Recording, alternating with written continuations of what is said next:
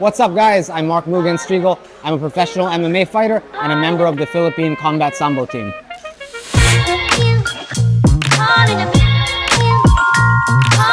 Right, well, MMA stands for mixed martial arts, so it's a combination of all fighting styles. You can use all the striking arts, you can use all the grappling arts. I come from a wrestling background. I started wrestling when I was 8 years old in Tokyo, Japan. One thing about my fighting style, I'm very aggressive. I always come forward, whether it's striking, whether it's grappling, and I always make it a real fight. So you'll never see me in a boring point style fighting match.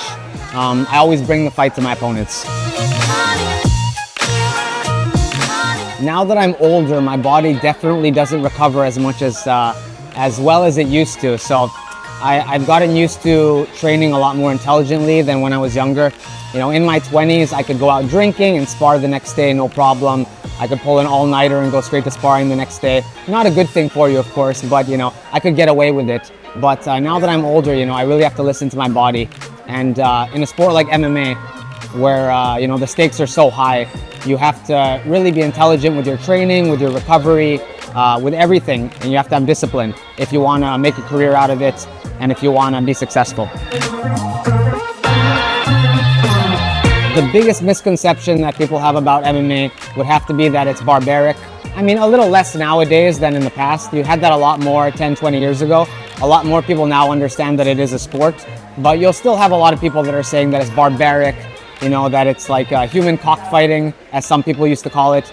But you know, it really is a sport. You have to be a good fighter. It may look a little brutal on television, but to be a good fighter, you have to master all of the different martial arts. You have to be very technical in all the striking arts and all the grappling arts, and the margin for error is so small. So it's a lot of discipline and a long time to master all of the skills and martial arts.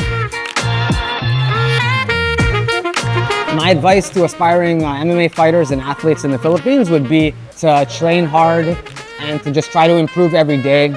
And number one would be to surround yourself with a good gym, good teammates, good coaches. I mean, you do step into the cage or ring by yourself, but at the end of the day, you're only as good as your training partners and as your team that supports you. So you really need to have a good community around you that can keep your ego in check and that can push you to the next level.